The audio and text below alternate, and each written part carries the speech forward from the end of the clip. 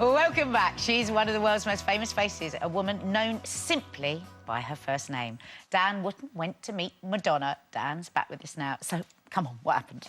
Well, I actually got a phone call last week saying, do you want to fly out to New York and interview Madonna? And I thought about it for about, you know, a split second before I said, get me on that plane. But what's so great about this interview is she's only done 4 in the world to promote her album, MDNA. 1 for America, a couple for Europe, and then this is her only UK interview. Wow. She chose to do it with us, and she was very open, and she speaks about motherhood and what she thinks about Kate Middleton, and I think that we see a softer side to Madonna, really. It was at 11:30 at night. She was calm. It was a nice chat. Well, let's have a look. She's sold over 300 million records worldwide.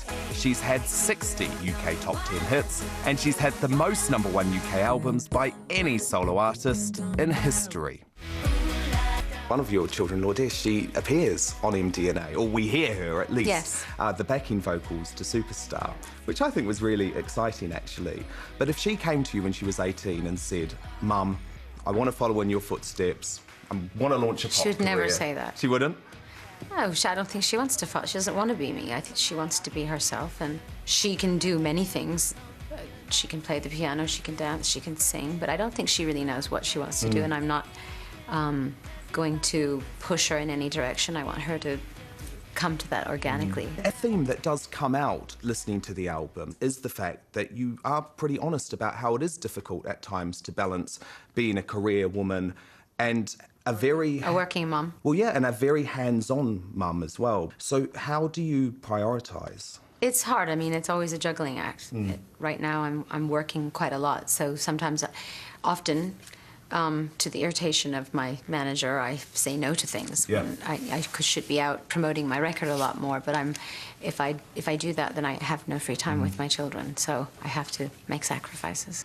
Now, we have to talk about the tour. Yes. And I guess the first time we saw you in some time performing was the Super Bowl performance. Yeah. And it was incredible, it was epic. And one thing that people said instantly was, how does she get into shape like that so quickly? What's the secret? Please share it. So quickly? I mean, I don't just... I mean, I'm always trying to stay in shape, so Yeah. It's not like I went from a couch potato to a cannonball. So what did you do? I mean, are you in the gym every day? What's your secret? Yeah, working out, dancing. I dance a lot in my house. I have a dance studio in my house, so I dance to a lot of dance music. And you're rehearsing for the tour right now, aren't you? And that is quite a calorie burner. Yes. Just doing the show gets you into shape. And your first UK date is right in the middle of summer. And I mean, it's a huge summer in London for when you're there, the Olympics, and also the Queen's Diamond Jubilee. So we've got the Queen of Pop and then Queen Elizabeth II celebrating something pretty remarkable. It's the year of the Queen. And obviously, WE, there were some royal themes. I mean, have you followed the emergence of Kate Middleton on the royal scene over the last year? A little bit. What do you make of her? I think she's quite charming and intelligent. Nice. A breath of fresh air. Obviously, we're pretty proud of 2 artists at the moment. Adele, who I think you're a bit of a fan love her. of. Yeah, Would you like to work with her? Yeah, well, I would love to. I would love to meet her. I think she's brilliant. That would be one heck of a collaboration, wouldn't it? And quite different. She's cool. And then on the other I end... wanted her to be in the Super Bowl with me. But she was having her throat problem or a throat operation or something. So maybe Hyde Park in July? I don't know, maybe. That would be amazing. Yeah. And then on the other end of the spectrum, have you heard of One Direction? It's a pop group, right? Yeah, Sorry. it's a British boy band. Lourdes probably knows about them. Yes. Who was formed by Simon Cowell. Yeah. But you probably don't know too much about them. I haven't seen them yet. No, sorry. Over- Slap my hand. There have been rumours over many years that you have been approached by all of these TV talent shows, The Voice, Simon Cowell's The X Factor. You would sort of be the ultimate judge, really. Is that something that you would ever consider doing? I haven't really thought about it, to tell you the truth, and I've never actually seen any of their shows. Really? Yeah, I don't watch television. And contests, well, everybody's a bit contest obsessed. I don't actually like the idea of being a judge. It's so subjective, like good and what isn't. Well, thank you so much for joining us today. The final thing, I guess, and the most important thing I should ask is, are you happy? Yes, I am. Very happy, thank you. Oh, I felt a bit scared. She is intimidating because she is just such a goddess. Were you starstruck?